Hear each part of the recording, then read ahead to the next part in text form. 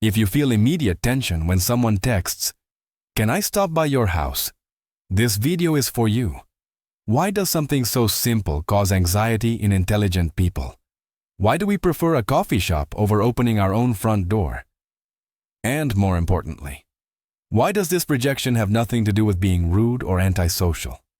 Today we're going to discover what's actually happening in your mind and why your home has become your last refuge.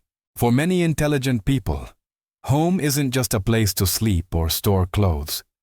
It is a silent extension of their identity. Every object, every corner, even the apparent mess, tells an intimate story. It's not something shown through words, but through presence. That's why, when someone enters that space, they aren't just entering a room. They're entering a private version of the self. Studies in environmental psychology explain that the home functions as a psychological territory. It's the only place where the mind completely lets its guard down. There is no need to act, justify, or explain. Everything is arranged to serve just one person, the one who lives there. Changing that state, even for a brief visit, represents a profound disruption in mental balance. For an analytical and sensitive mind, that disruption is felt with special intensity. It's not about fear of direct judgment, but something more subtle. The feeling of being observed even in silence. When someone is sitting on your couch, your mind no longer rests. It begins to evaluate what they see, how they interpret it, and what conclusions they draw. The home stops being a refuge and transforms, even temporarily, into a stage. Additionally, personal space is usually organized according to internal needs, not social ones. There might be stacks of books, objects with no logical order to others, and routines that only make sense to the person living them. By allowing a guest to see all that, the intelligent person feels they are exposing layers of themselves that they don't normally verbalize. That's why the discomfort doesn't stem from the guest themselves, but from what their presence activates. The home stops being a neutral place and becomes a mirror. And not everyone is willing to see themselves reflected through someone else's eyes. This is the first reason why many intelligent people prefer to keep their space closed off. Not out of selfishness nor coldness, but because they know exactly what their home. For an intelligent person, anxiety doesn't begin when the guest crosses the threshold. It starts much earlier, sometimes days before. The exact moment the possibility of a visit is mentioned, the mind activates like a silent alarm system. It's not panic. It's anticipation, a continuous chain of thoughts that doesn't easily stop. Constant questions arise. What day will they come? What time exactly? How long will they stay? Will routines have to change? Will things need to be cleaned, ordered, or reorganized that normally don't matter? Each of these questions seems small, but together they form a heavy mental load. The intelligent mind tends to foresee scenarios, and that includes imagining every possible discomfort. Preparing the space becomes an exhausting process. It's not just about physical cleaning, but emotional preparation. Deciding what to show and what to hide, what to leave as is, and what to modify to avoid unnecessary interpretations. Even simple actions, like moving an object or closing a door, carry a deep reflection behind them. Added to this is the fear of interrupting one's internal rhythm. People with high intellectual capacity often have very personal routines. They aren't always strict, but they are essential for their mental balance. A visit breaks that flow. It changes schedules, sounds, and silences. And silence for these minds isn't an empty void. It's nourishment. Anxiety also stems from the implicit obligation to interact. Opening the door isn't enough. You have to talk, listen, respond, and be present. That requires energy, a lot of energy. For someone who processes everything intensely, that constant social demand feels like a prolonged overload. That's why, even before the visit happens, the intelligent person is already tired. not because they don't appreciate the other person, but because their mind has already lived through the experience many times before it becomes real.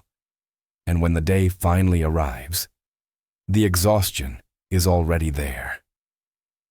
This second reason explains why, for many brilliant minds, the simple idea of hosting someone at home can be more exhausting than the visit itself.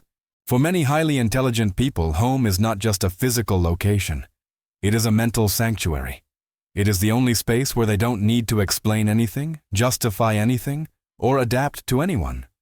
That's why, when someone enters that space, even someone close, an uncomfortable feeling arises, that of acting within one's own territory. Suddenly every gesture seems observed. Every silence feels strange. The way you sit, move, talk, or even look at your phone becomes self-conscious. Not because the visitor is judging, but because the intelligent mind anticipates any possible interpretation, and that anticipation never rests. The conversation stops being natural. Although the words flow, internally, there is constant control. What to say, what not to say, when to speak, and when to be silent. It's not about being fake, but about forced adaptation. An adaptation that consumes energy because it goes against the authenticity that normally exists in that space. Even moments of silence become awkward. In solitude, silence is deep and restorative. With a guest, silence feels like a social obligation that must be broken. The pressure to fill the void appears, to maintain a constant interaction even when it's not necessary. And that pressure is heavy. For these people, home is the only place where they can stop thinking about how they are perceived. When that is lost, even for a few hours, a sense of subtle invasion arises. Not aggressive, but persistent. As if something intimate were being exposed unintentionally. That's why many intelligent people don't enjoy receiving visitors, even if they appreciate those who arrive. It's not rejection. It's not coldness. It's the difficulty of feeling like yourself when the space that defines that identity is no longer completely private. This point marks an important shift. The house is no longer just a home. It becomes a stage. And no one wants to live their life acting for too long. When the visitor finally leaves and the door closes, the immediate relief many imagine doesn't arrive. Silence comes, yes, but along with it comes a deep exhaustion that's hard to explain. It's not physical fatigue. It's an accumulated, silent, and persistent mental drain. Throughout the entire visit, the mind has been active without rest, analyzing tones of voice, expressions, silences, and gestures, adjusting responses, measuring words, and anticipating reactions. All of this happens without anyone on the outside noticing. That's why, when it ends, the body remains still, but the mind is still racing. Repetitive thoughts appear. Did I talk too much? Did I say something unnecessary? Was my discomfort obvious? Did they interpret my silences correctly? It doesn't matter if the visit was pleasant. The intelligent mind reviews every detail as if it needs to close a cycle that never quite finished. This exhaustion doesn't dissipate in minutes. Sometimes it lasts for hours, sometimes the whole day. The person may feel irritable, distant, or simply empty for no clear reason. And that generates guilt because from the outside, there was no conflict. Just a normal visit. So why the tiredness? The answer lies in the invisible effort of sustaining a socially functional version of oneself for too long. For someone with high intelligence, that effort is not light. It is deep, constant, and emotionally demanding. That's why many people avoid visits not out of disinterest but for self-protection. They know, even if they can't always explain it, that they will need a long period of silence afterward to feel whole again. And that silence isn't isolation. It's recovery. Not all solitude is equal. And for a highly intelligent mind, this difference changes everything. There is a solitude that suffocates, born of rejection, abandonment, or feeling invisible even when surrounded by people. That solitude is heavy, It hurts, and it wears you down. But there is another kind, much quieter, that doesn't hurt. It heals. Chosen solitude isn't an escape. It's a conscious act. It's the moment when a person decides to withdraw from the noise to hear themselves again. After too many voices, too many opinions, and too many expectations from others, the mind needs to return to its own rhythm. And it only achieves that when the world turns down the volume a bit. In that intimate space, there's no need to act or explain anything. There's no need to respond quickly or maintain a constant conversation. The mind can wander, connect distant ideas, and review emotions that were left suspended during social contact. That is where clarity is recovered. That's why many intelligent people feel misunderstood when they say they need to be alone. From the outside, it looks like coldness, distance, or even arrogance. But in reality, it's emotional survival. It's the only way they know how to feel whole again after having given too much of themselves. The problem arises when this need is confused with rejection of others. Then come the uncomfortable questions, the misinterpretations, and the social pressure to go out more, talk more, and be more accessible. And gradually, the solitude that once healed begins to hurt. Because when someone cannot choose it, it stops being a refuge and becomes a punishment. The deepest minds do not fear being alone. They fear not being able to be alone when they need to. And that difference explains why, sometimes, they prefer to disappear for a while rather than stay and break apart inside. It's not that they don't like to talk. It's that many conversations don't tell them anything. For a highly intelligent mind, dialogue isn't just an exchange of words. It's connection. It's depth. It's feeling that what is being said has weight, meaning, and direction. That's why, when a conversation circles back to the superficial over and over again, something inside them begins to shut down. Talking about the weather, rumors, or soulless repetitions doesn't bother them at first. But after a few minutes, an unexplainable exhaustion sets in.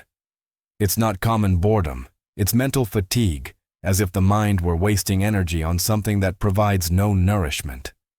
That's why they sometimes stay silent. Not because they don't have ideas, but because they can't find the right space to say them. They know that if they truly speak, if they go deep, they might make others uncomfortable. And if they stay on the surface, they feel fake. This internal conflict has accompanied them from a very early age. They learn that not everyone wants to hear difficult questions, long reflections, or awkward silences. So they adapt. They shrink their thoughts. They shorten their answers. They nod even though, inside, they are somewhere else. However, just one authentic conversation is enough for everything to change.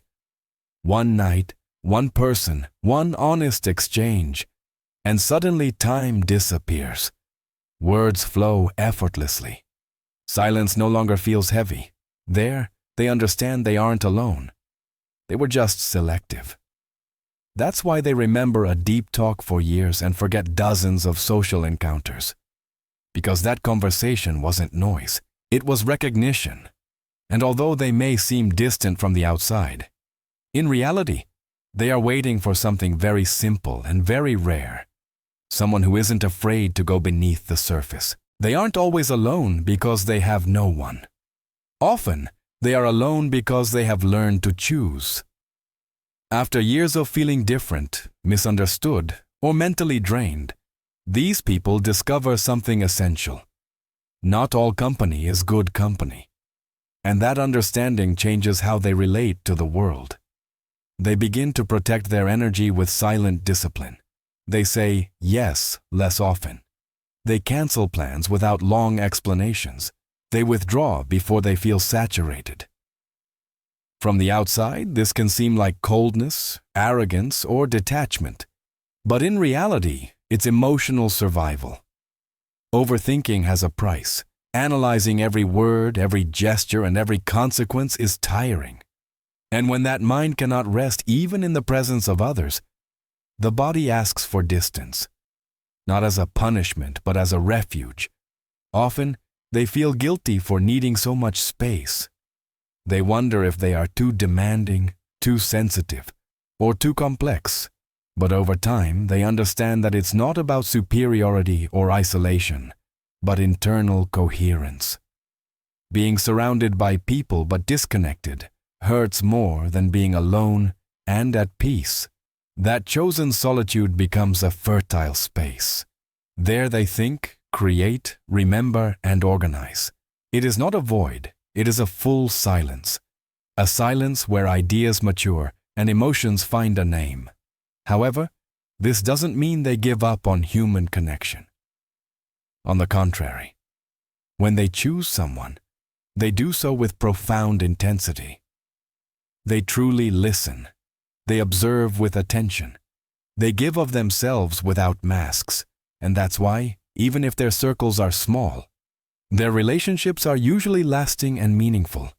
In the end, these strange habits are not defects. They are signs, indications of a mind that functions at a different frequency, a mind that doesn't seek to fit in, but to understand. That doesn't fear being alone, but deeply values authentic connection. And perhaps, as you listen to this, you've recognized yourself in more than one of these behaviors. Perhaps you always thought there was something strange about you. But maybe it wasn't strangeness. Maybe it was depth.